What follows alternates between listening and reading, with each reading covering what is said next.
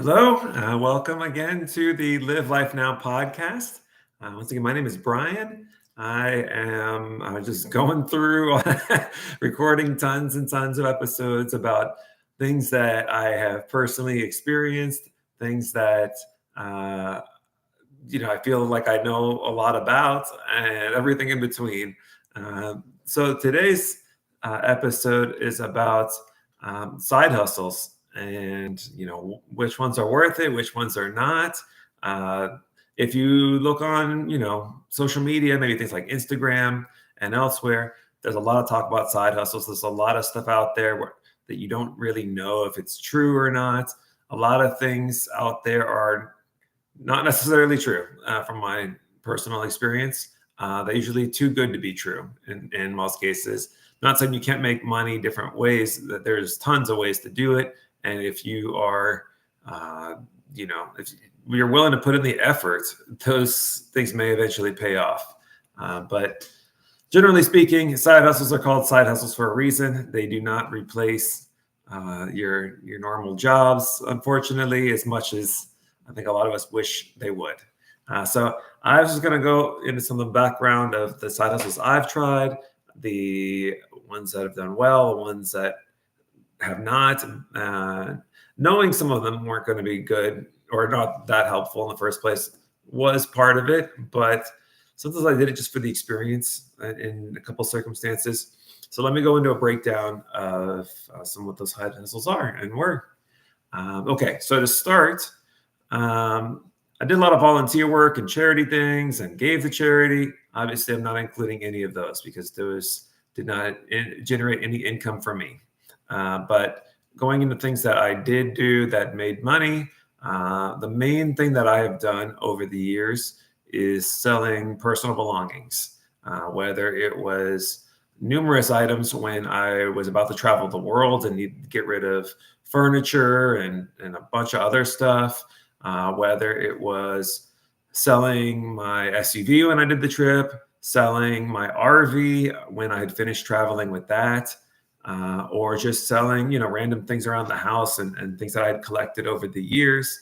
I've done all of those things. I've also picked up certain items, for free, a lot of places that were being given away or were very cheap, maybe at garage sales and things. And then I've been able to resell a lot of things too, different ways. So how have I resold them? Where did I resell them? A couple different things. First of all, a lot of the selling I've done is online.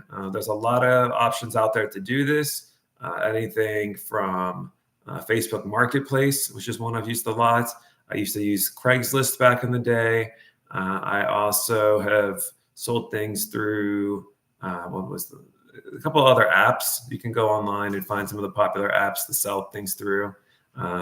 There's options out there. So that's number one. What type of things did I sell? Besides the furniture, I sold a lot of music items. I also sold things to stores a lot of times too. I had a giant record collection, and I ended up talking to the owner of a record store. I had such a large collection, and he was opening up a new location. Like he was leaving that business and he was starting a new one. He needed a bunch of new inventory. The gentleman came to my house. He went through my entire record collection, except for the ones that I had set aside. So he was buying everything from vinyl, books, CDs, tapes, and anything in between. That honestly was a little bit heartbreaking because I felt like I could have got more, but it's tough to sell certain things like that. I don't remember the exact number it was, but it was probably somewhere in the $650 range or so that I got for a large amount of my collection. Unfortunately, a lot of things have devalued over the years. Things like CDs are definitely not worth what they once were. So, maybe they'll make a comeback one day, maybe not, but definitely the fact that I got a lot of stuff that was not a popular, thing to sell at that moment, or honestly, within the last 10 to 15 years, more or less, CDs have taken a big tumble. Of course, that hurt the value of the things I was selling. But vinyl came back. Nobody expected that to ever come back. So anything's possible down the line, of course. I've also sold a lot of musical instruments. I've sold them at music stores as well as online. Tons of stuff has been sold that way.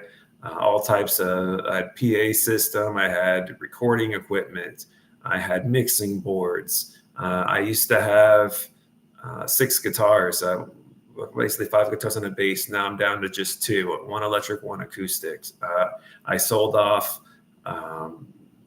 just going down the line, all the cables and all the amps. I had a bunch of different amp stuff. I sold off percussion equipment. I sold off, I had some instruments that I picked up in different places over the years, like a charango. Sold those type of things. You name it, I did. I also, just thinking back, I sold anything that people might be interested in music-wise, like music T-shirts. I sold magazines. Some of these things are hard to sell unless you have something that's very specific. When it comes to things like T-shirts, there is a big-time market for it, for vintage shirts, and not so much the current ones. But people will buy them if you find the right buyer, for sure. I also used to have a huge baseball card collection, and it was worth quite a lot at one point, at least in theory, right? It obviously didn't materialize. What it ultimately happened was the market got oversaturated. Baseball cards from the 80s and 90s were readily available anywhere on the internet or at this point. And obviously millions of people had a lot of these things. So that obviously devalued. Anyways, going off on a sidetrack here, just to say that I've sold everything that I thought was worth selling if I was no longer using it. I had to I disconnected from a lot of stuff when I did the traveling. It was tough to give up a lot of things, and it was tough to let things go. But I realized that paying for a storage space to keep a lot of stuff during my travels was not beneficial, and that I preferred to use money for other things such as experiences and traveling or bucket list items or whatever. But I don't necessarily need a bunch of stuff. Stuff may make me temporarily happy, but ultimately it's a short happiness. And I went out of my way to get rid of a lot of declutter, kind of went through like a minimalist phase, which I still have to an extent. And anyways, so that's why I sold a bunch of stuff. That's how I sold a bunch of stuff through the internet and just would find stores. I also did really cool stuff when I first moved to where I'm at now, that I would just go to garage sales and ask them, hey, is there anything you're willing to give away for free? Maybe at the end of the garage sale, stuff they were going to just put out to the curb or bring to Goodwill anyway. Either we get it completely free or maybe for a very discounted price, and would get my pick of the lot of whatever was left there. And that was great because sometimes I found cool things that I could use and didn't have to buy brand new.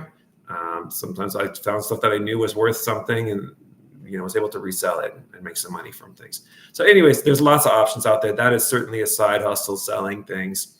But of course, to do a really good job of it, you need something that can pick up bigger items, appliances, furniture. Those are the type of things where if you're good at it and you have the manpower to get these items, a lot of times people will give some of the bigger items away for free or for very cheap. If you keep an eye out, you just gotta, it's the right place at the right time, and whoever gets there first gets it type of situation most of the time. You can also find a bunch of stuff being given away for free that I've gotten over the years. I mean, impressive stuff. I won't go on into all that here. But anyways, so I've made a good amount of money from that, but obviously it was a big effort. Putting ads all over the place, relisting ads, taking the photos, doing videos, making really good descriptions of stuff, just following up with a bunch of people over, they would show maybe minimal interest, and then finally, eventually you get somebody who's interested. Some things ultimately never sell. But at the time of this video, I tried to do, keep track more or less of what I've sold online or in stores. The exact number, I don't have it to the penny or anything, but based off my calculations, things that I've resold is somewhere in the range, first of all, not including selling my SUV for the travels or selling the RV. So just taking those out of the equation. I've sold somewhere in the range of about $6,600 in items. You would say, well, that's impressive. That's a lot of money. Sure. But at the same time, I had to buy those items in most cases, either new or at a price. So I was, if anything, breaking even, if not just losing money on some of these items. So maybe not something you can keep up long term. And then also that was over the course of years, on and off, when I had things to sell, when I had the inspiration to try and sell. And then, of course, there's negotiation a lot of times. So anyways, number one side hustle for me has been selling, personal items. But there have been others. Now that I've put that out there, I have sold things online there, but I've also done jobs. For example, as I talked about in one of my earlier videos, I have written articles for different websites, specifically MovieWeb and Young Entertainment Magazine. I also wrote articles for the Real Inc. Newspaper in Colombia, but that was not paid. And the time I spent, I guess you could call it a side hustle, but basically the time I spent volunteering, teaching English in Colombia, I did make a little bit of money from that, but that was more like a part-time job than a side hustle. So I don't really count that. Okay, so I made money from the articles. How much money can you make from writing articles? Not what you think. Definitely not worth the efforts you're putting in my opinion. Unless you get really good at just writing and it's just really a passion of yours. You're not getting in nearly what you're putting in. How much can you make writing an article? Just to be honest, I've gotten you from $5 to $20, depending on the article, depending on the site, depending on negotiations, depending on, them giving me a bump in pay because I've proven myself. Yeah.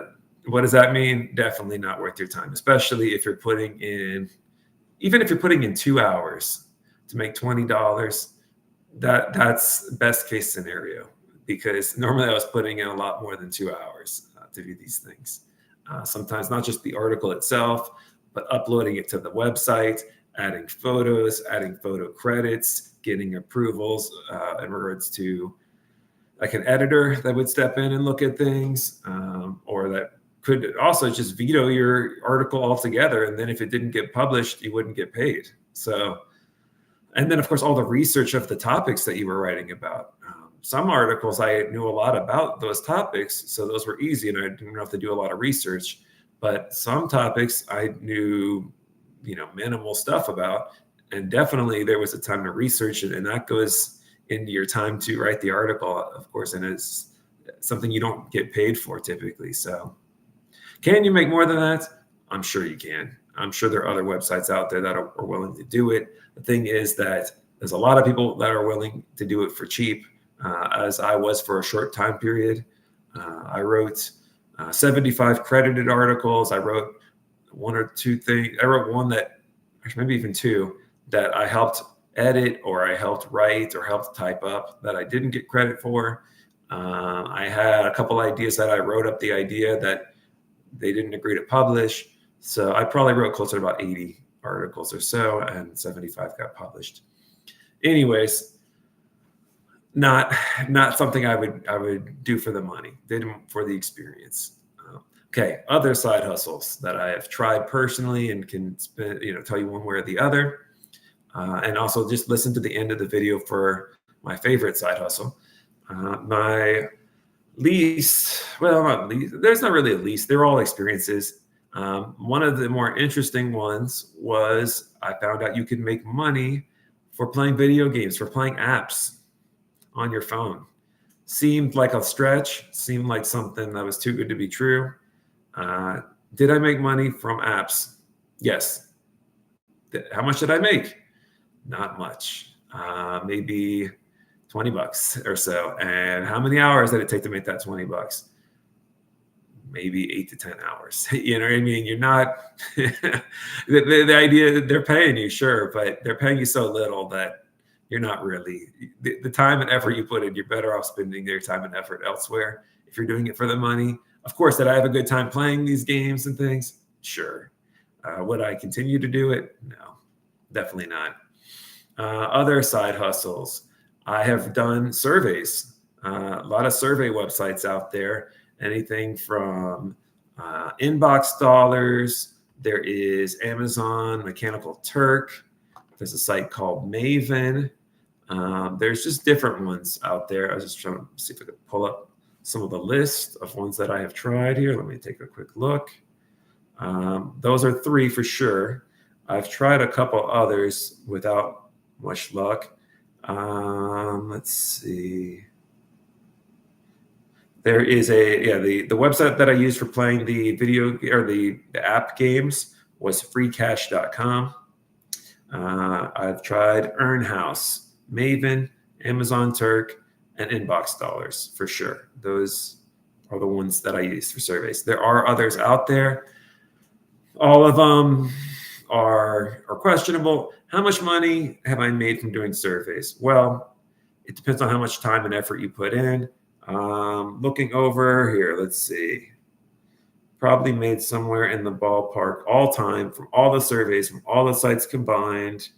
Let's see.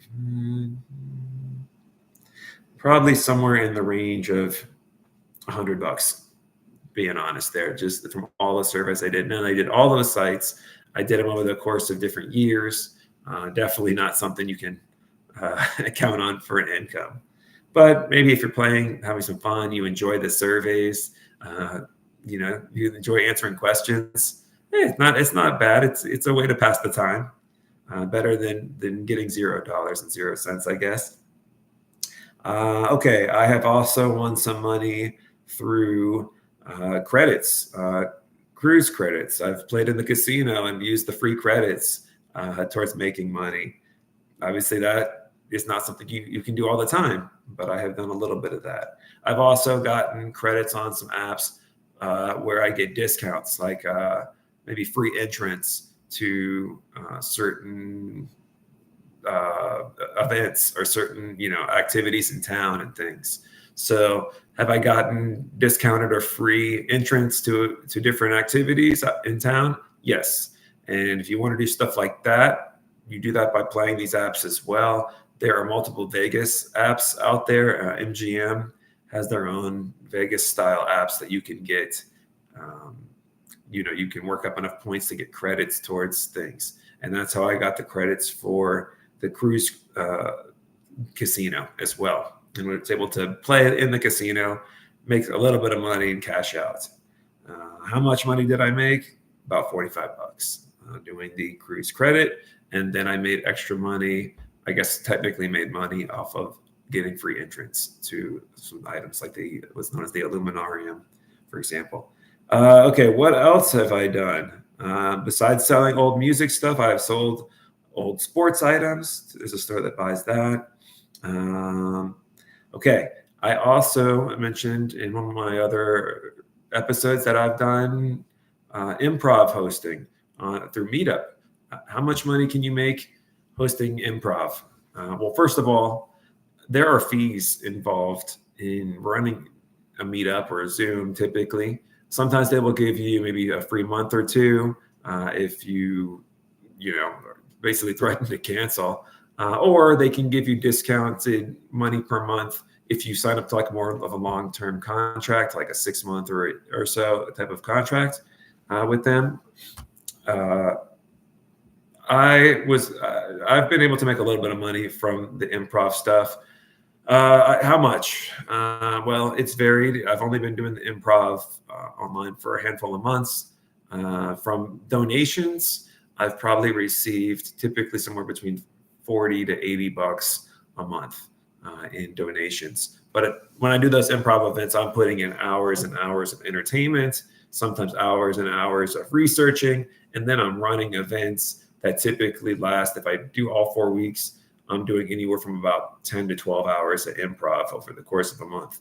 So even if you make $80 in that month, but put in 20 hours of time, you're definitely, you can't do it to make money. You do it for fun. The donations just offset your costs. Okay, what else do I have here? I guess let's move on to the things that I have made the most money from and wrap up our video here.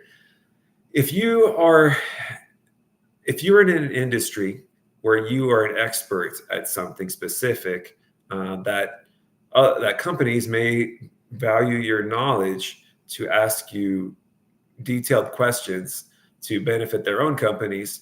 There are sites out there that can get you in contact as an expert, can get you in contact with third-party companies that nobody reveals their current professions or where they're coming from. But basically, there's sites like what are known as alpha sites. Alpha sites is the name of one where they will get you in contact with somebody who has questions about the specific field that you're in, and they will, they can ask you questions for anywhere from probably as little as 15 minutes, as long as an hour. The longer they want to speak with you, the more you get paid. You have like an hourly fee that you set with the people that run the Alpha Sites page. And then there's a lot of false starts though. There's a lot of times where they'll reach out to me. They'll ask for my hours of availability. There's many times that they've set things up more or less, or they've asked me like pre-screening questions to make sure that I'm a good fit for the interview that they want to do with their client. And sometimes they don't work out. Sometimes the clients don't want to pay that much money, so they'll cut the call short, knowing that that'll save them money. They'll try to get as much information out of you as they can, not about your specific job, but they want your opinions on the industry of whatever industry it is. With me, I'm able to speak about cars and the auto repair industry. I've been able to speak about anything from the drive-ins to the total loss yards to rental to body shops and dealerships to insurance to every aspect of it. Repairable vehicles, non-repairable, non-drivable, drivable, all types of comprehensive and collision hits. The rules more or less of different states, whatever the case may be. There are people out there that will pay for those type of things. And that one is my favorite side hustle. Once again, those jobs don't come all the time. They come on when they need something from you type of basis. They have like a database of things that you are an expert in, and you can volunteer to be, contacted when they have somebody that needs expertise on a specific topic that you might be an expert in. So how much do they pay? Well, number one, that depends how much you negotiate with them to pay you. For me, I ended up negotiating a little bit higher I definitely negotiated higher than they wanted to pay me initially as an expert. I found out online, maybe I could have even asked for a little more, nothing too much more, but a little more. Because the information's out there of what these sites are, like a range they can pay within. Long story short, I've done a handful of these over the years. I've probably made at least $500, if not a little over $500 through being an expert with them. So if you have an expertise in whatever industry, whether it's like IT or business marketing or auto damage or anything, you may want to reach out to those expert sites like Alpha Sites, where you get in contact with these people, and the more they want to talk to you and the more you are able to take on these interviews, the more money you can make. And it's definitely faster money. Sure, there's like I said, a lot of stopping and starting, a lot of pre-qualifying. Sometimes there's emails and phone calls and things, but once you have the interview, they pay you very quickly. It's just easy. And I don't have to do anything that I don't have to do any research. I already know about these things. These are things that come second nature to me at this point. So that is my spiel about it. There are hundreds of things out there you could be doing though to try to make money. I would say the ones to look out for though are the ones that will ask you to join up for classes, that'll ask you to buy courses. A lot of times that is their side hustle, not necessarily your side hustle. You are paying them they're selling you a course and they're telling you you're going to get rich quick off of that. Are there people that are successful at that? Oh, I'm sure there are. Very successful, I'm sure. How many people are truly successful at things like that? Probably not too many. Not really. They're selling you the dream, but more than the reality. There's other things out there like drop shipping, where you can buy and sell products, and you can look into these things on Google. There's tons of different side hustles out there, and try them for yourself. See what works for you. Maybe you'll get lucky. Sometimes you can do marketing for certain companies, or you can get a credit every time somebody uses your link to buy a product on sites like Amazon or something. Those type of things. How much do those incur? It depends on maybe how good of a social media network you have. How many people would, you would be able to get to click on your links and then buy the products. If you're getting paid pennies on the dollar, but you have thousands of people clicking on your links, well, that might be worthwhile. If you don't have many people that are going to be visiting your sites and clicking through your links, then you're probably not going to make that much. So those are just some of the things that I've noticed, especially after watching a lot of side hustle social media pages and trying my own. I hope that's helpful to somebody. Find what works for you as always. And thank you for listening. Enjoy your day and see you next time.